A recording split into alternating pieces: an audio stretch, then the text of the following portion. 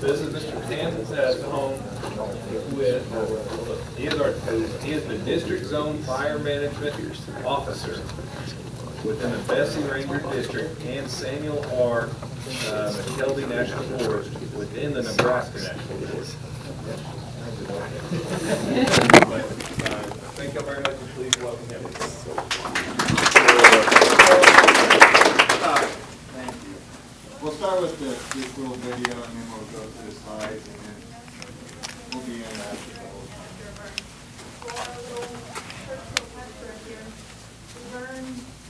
This is burning like about a quarter of pasture. The patch size, I think I heard somebody ask that question earlier with patch size. Depends a lot. It depends on the pasture,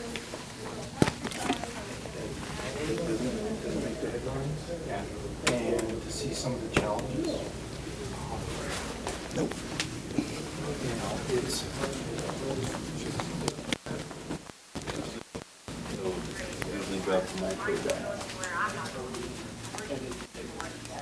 Absolutely, I want to take field days. I took them, like some of them I took them all to walk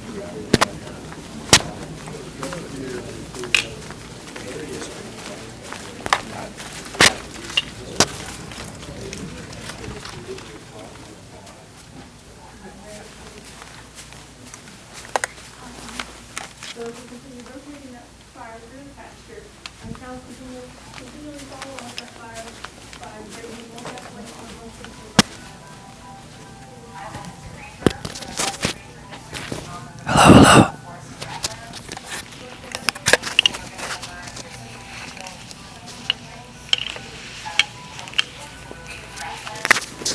And also prescribed burning helps reset the grass in the ecosystem.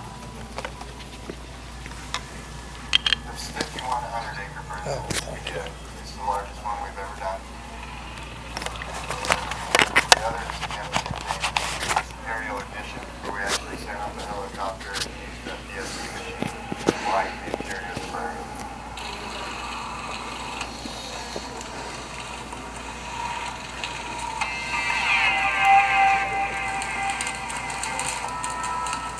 Quite honestly, I enjoy my job. I enjoy the people that I work with because we're all sort of put together the same way. We like getting the work done. We like seeing work accomplished.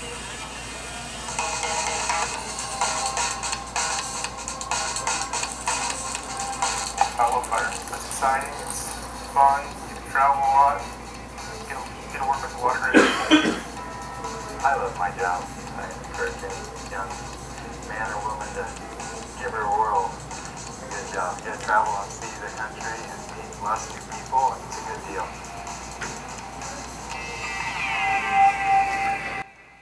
So we put that in that. It's actually our outreach program. So if anybody wants a job, that's what it's supposed to promote, people to come help us.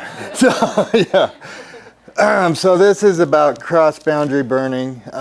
So if you want to, flip the next video.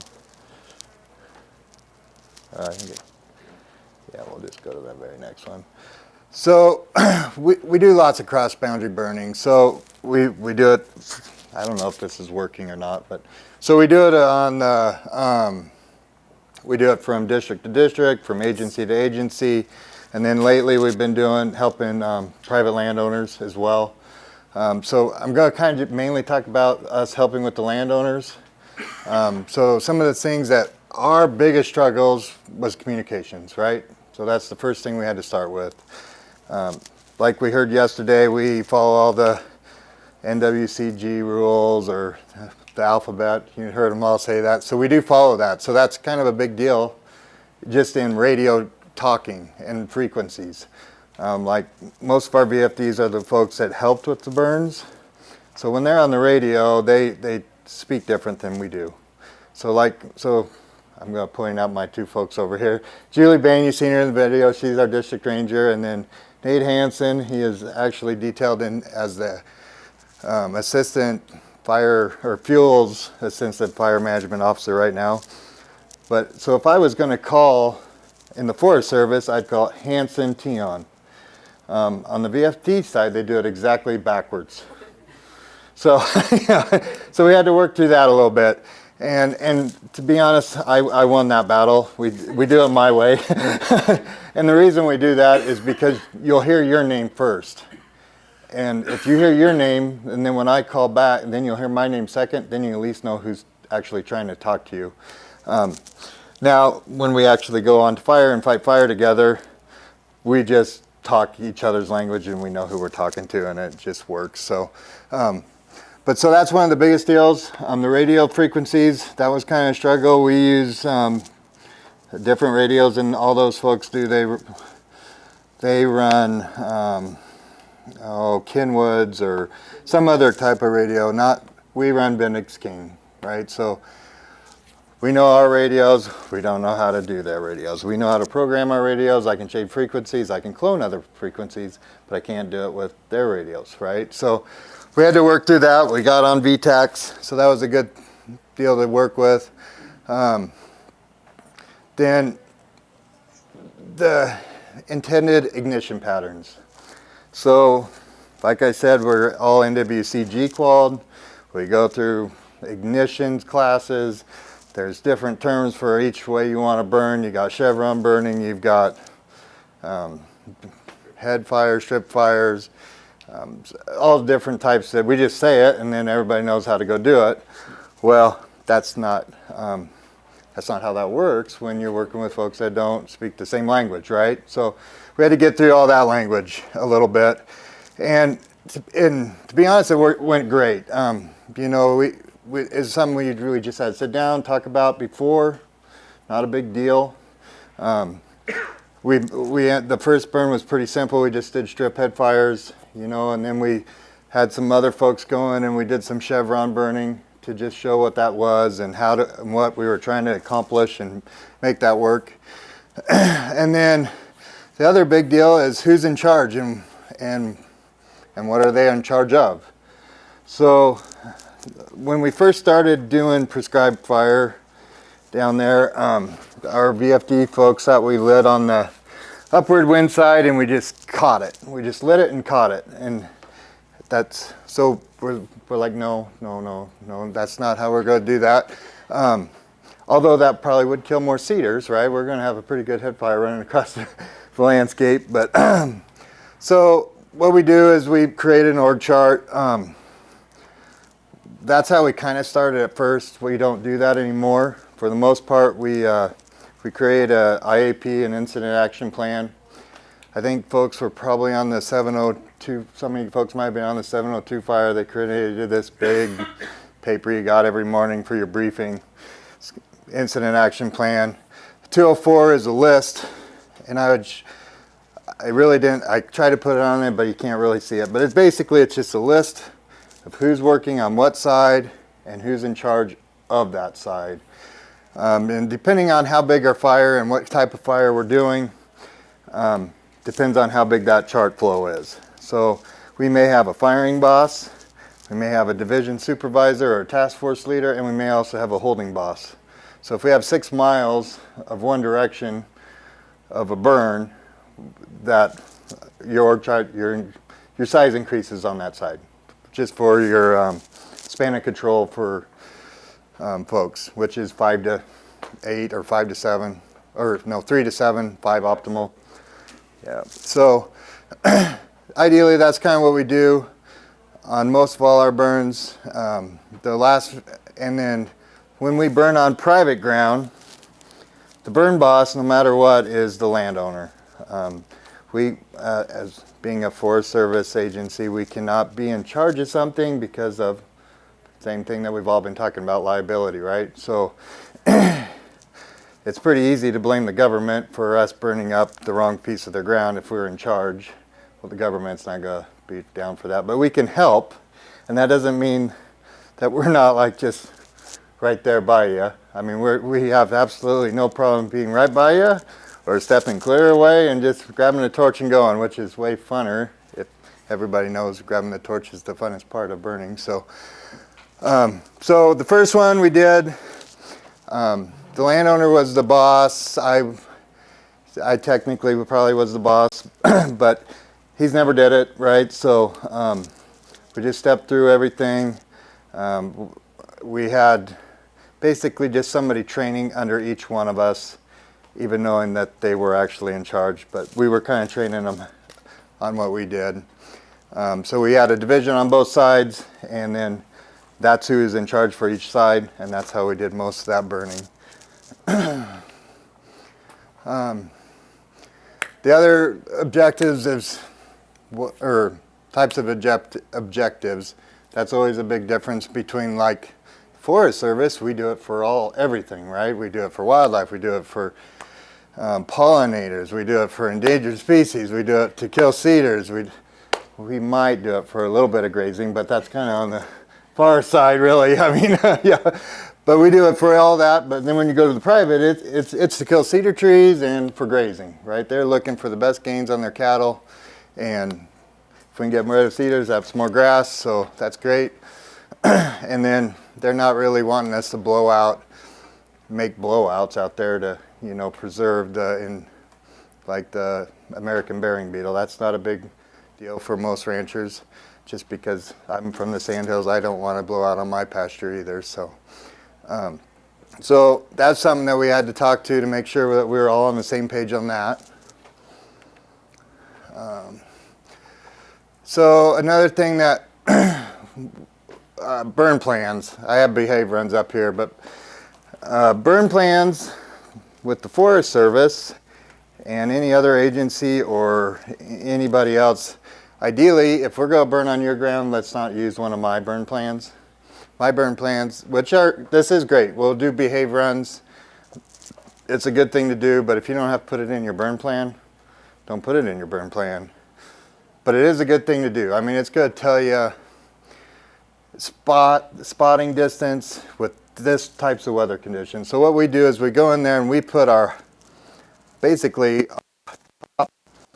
or worst conditions possible, and that's what we want to know so we can burn at the highest peak to get the best cedar kill.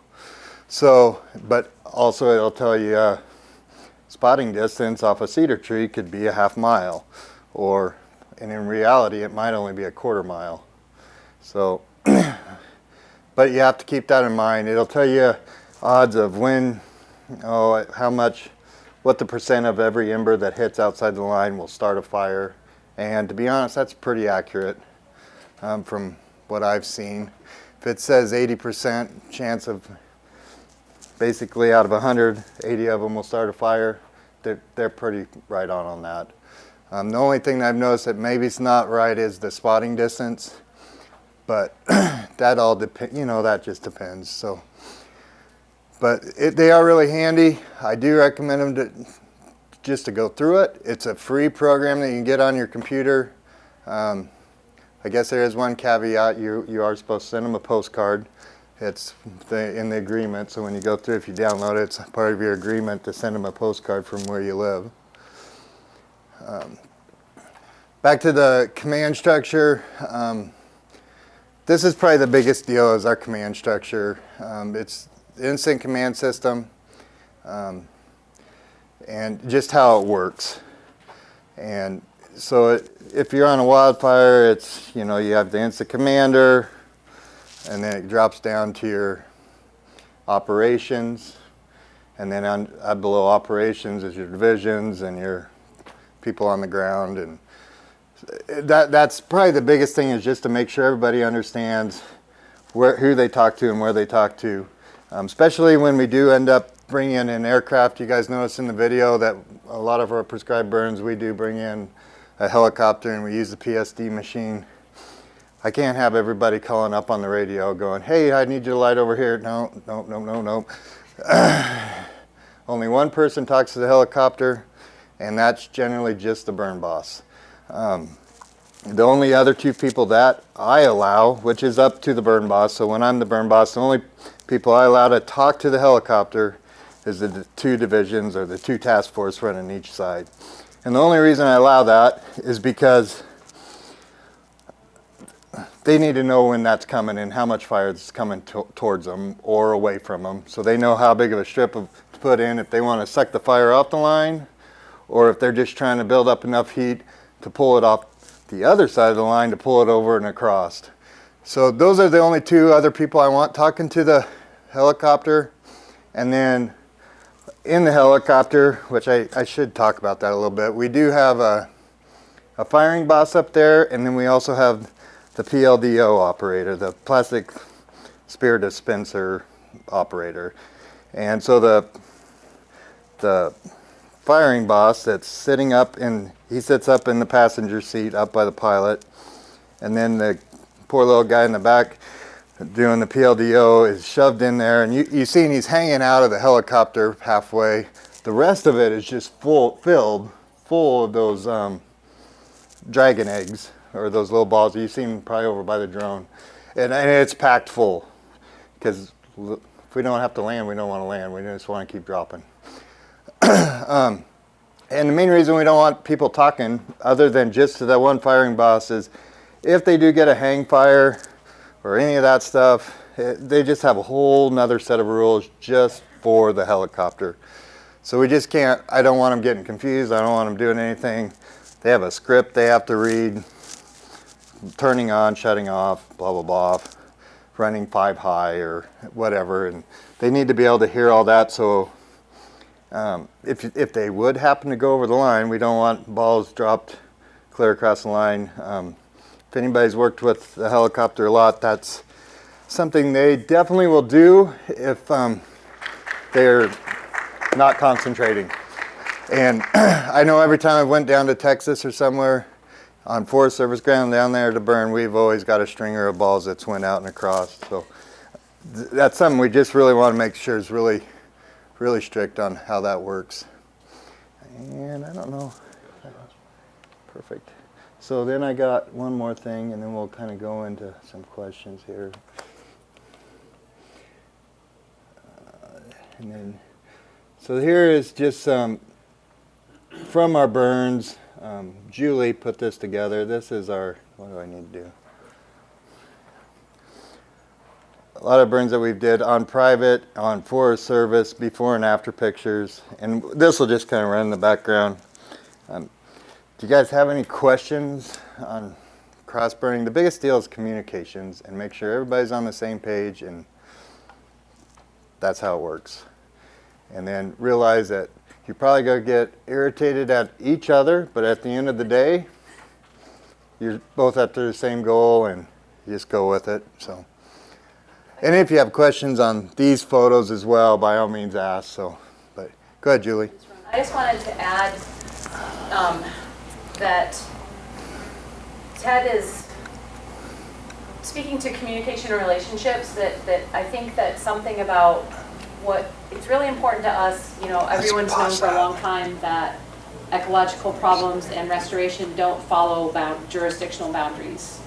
And I know in the Forest Service, we've talked for a long time about we want to work across boundaries, and yet we have all of this difficulty trying to actually do that between agreements and getting along. And in Nebraska is the first place I've really been to found like right people, right time to get that done. And so Ted grew up in the Sandhills, he's a fire management officer. What I want to say is whatever situation you're in, try and get with your federal counterpart, if that works, and approach them and see if you can make headway. So the agency talks about a lot about social license, that we need to have social license to burn because of smoke and issues and trust. And basically, when Ted and his crew burned, one of the landlord, he was going on vacation, and we were planning a burn for the day he was going fishing, and Wally was like, yeah, it's all right, go ahead. Like, talk about trust, right? He let us burn his land while he was on vacation. And so there's a lot of communication that goes on for years. So I've worked on the district for 8 years, and Ted has every year worked with the VFDs to get them a little bit more further. Like we had a... So this is the burn she's talking about, and like 30 acres of it was on Forest Service, so I could actually be in charge of it. And 2,000 was on the private land. Yeah. So like we're willing to stretch it, like normally when we do these agreements. And that's it again. Yeah. Sorry. So that was all what we did on private land using the helicopter. So we were able to do that. So that whole thing about working across boundaries, it's not always easy or evident because there's a lot of paperwork on our end. But if you can find people who are willing to take the risk or stretch it, or have the good relationships, it's really worth doing because we all know that the cedar trees aren't going to stop right at the boundary. So Ted and Nate, they deserve a lot of credit just to have that relationship with a neighbor saying, yeah, Forest Service, you can go burn on us even when I'm on vacation. I mean, I don't know if you can imagine that, but that's like a pretty huge compliment. So, and some of this we wanted to show off too in terms of landscape. Like, we're starting to burn upwards of 10,000 acres a year. And this year when we flew around, you could really start seeing the difference that it was making on the landscape. And this crossed between us and the private land. And so that's why we put those pictures in, like. So I just go show you guys this picture just so as you notice a little different color in there. So Like right up here, oops. yeah, and I really don't know how to pause it, or I would. Let me see if I can figure it out while you're talking. So this fire, this was an actual fire that went through opening day of deer season, this chunk right through here. And then we ended up burning it in April 23rd, probably, because that seems like I burn on my anniversary every year to irritate my wife. So, but as you'll notice, it didn't burn very good. So when people say that, oh, you burn in the grasslands, it's not going to help with wildfire. Oh, you can definitely tell that we had a hard time getting it to burn. In fact, it kind of went around it. It burnt your valleys, right, where all your grass came up. But pretty much, it kind of was a pain. If anything, it made it harder to burn, right, because there wasn't the fuel in there and the thatch. And this burn here was 6,700 acres, so it was kind of a larger burn. And then this fire was what, 400 acres or 600 acres? And it's next door on the right, that was what we cut and burned in previous years. Yeah. So you're starting to see, like, at a landscape level, like, I'm just trying to say it can be done. That's fine, you can let it go. Like, we've been doing it for 5 or 6 years now, Ted? Yeah, since 2017. Yeah. So. And last year when we flew, it was the first year, it was like, oh, we're actually making a difference. And so it was a big boost to see that, actually. Yeah. And then, so what we've been doing on the forest, and we've been doing this since 17, is we go in and we cut it, we pile it, we burn our piles, and then we do a prescribed burn. So we kind of quit doing that now. We cut it, pile it, and then in our actual prescribed burn, we just burn the piles in, because then you get like 100% cleanup. You don't have to worry about the piles getting away because it's surrounded in black. Makes it a far interior though. Yeah.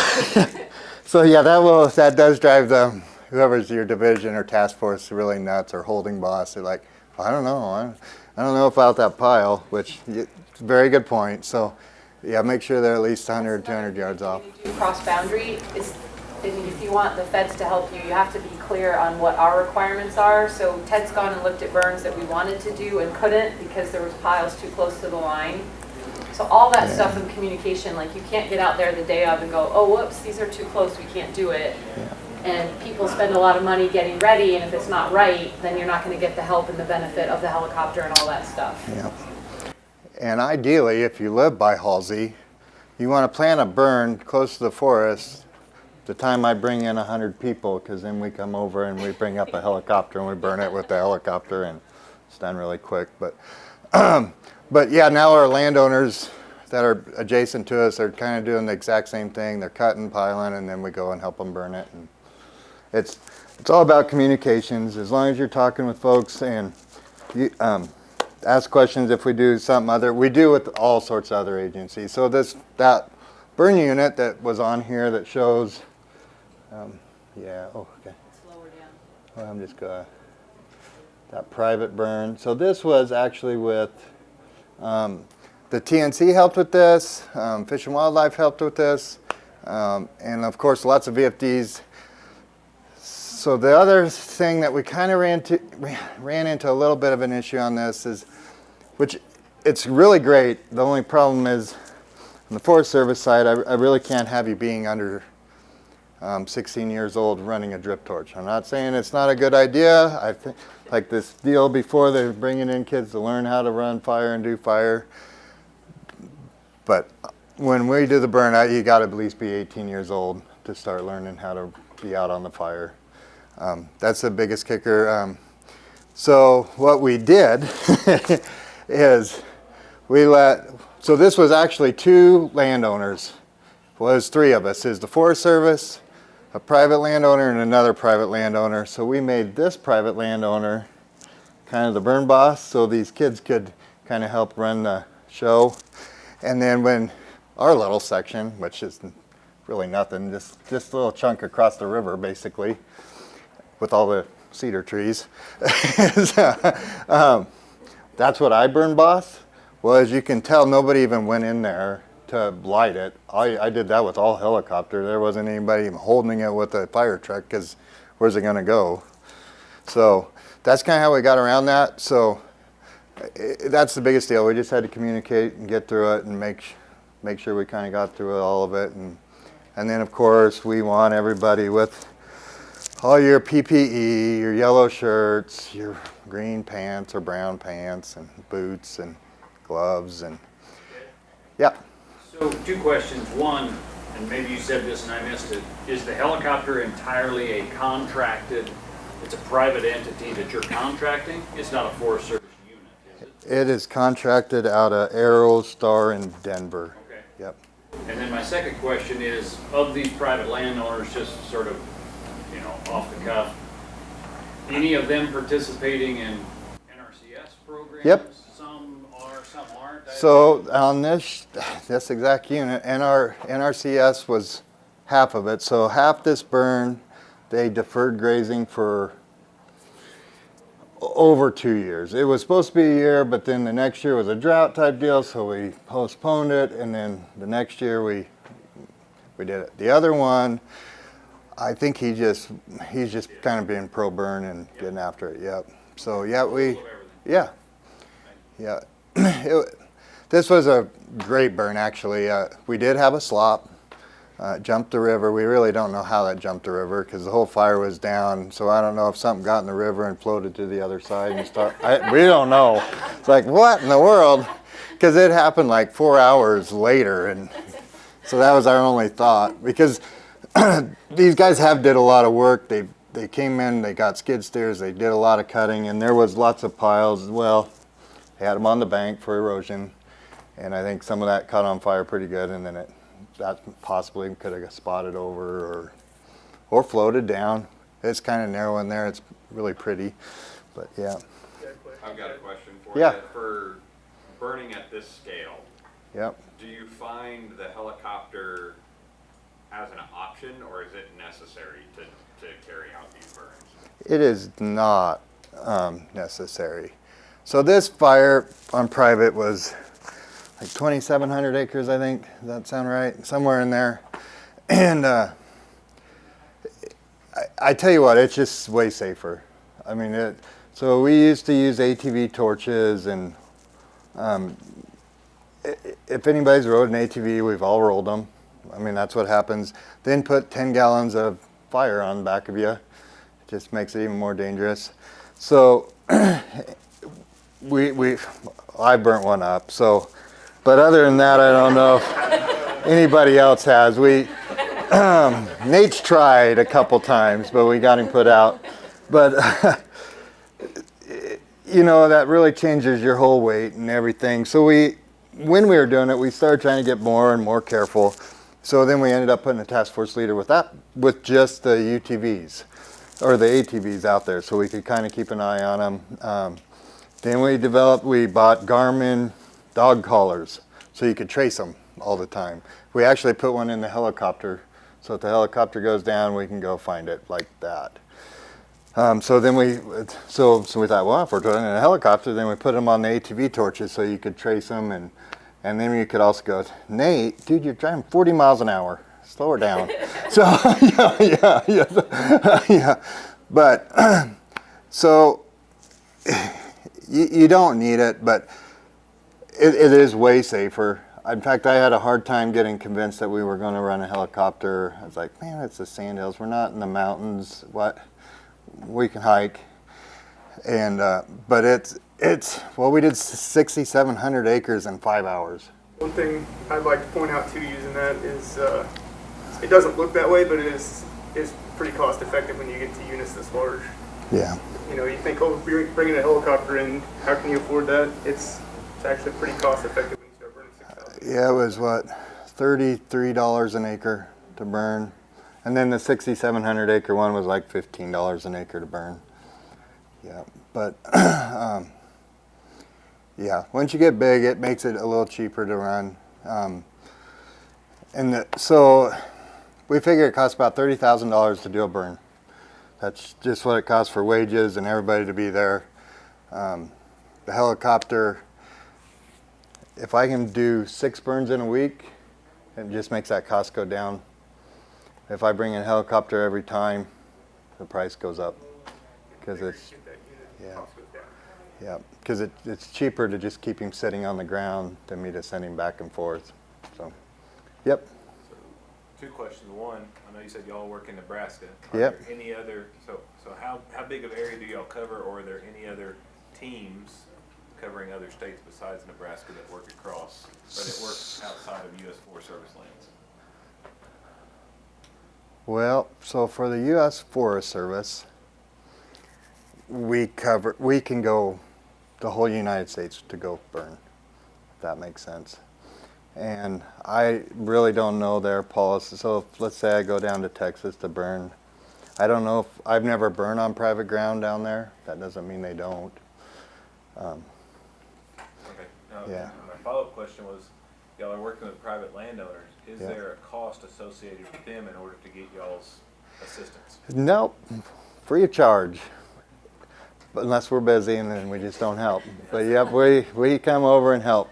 But we do kind of cut it off to a distance. I mean, we can't, I don't know. I probably just would need to talk to Julie and the forest FMO, and if they said, yep, go down to Kearney to help burn, then we'd be more than happy to go down and help them burn. So now we have went over and helped over in Funk, and then we ran over to the Crane Trust, helped them burn. Yep, but yeah. So, I don't know if you all could hear the question in the back. He asked if, like, just because we're burning cropland in Nebraska, are other states doing it? And the Forest Service has the ability to do that. You need to set up an agreement, and it's generally called a Wyden Amendment, and that allows you to do work across jurisdictions. It's not just burning, you can do cutting and these other things. But I would never send Ted to just go burn somewhere where there was no agreement in place, because we're not, we can't spend your taxpayer money on private ground, right, unless there's a benefit to the Forest Service. So in our particular situation, I feel it's a big enough benefit to have Ted teaching how to do burns safely and how to transfer that technology, and also to be helping where we can. So I'll tell you, it makes a big impression when he shows up with 50 firefighters and they have this whole command structure.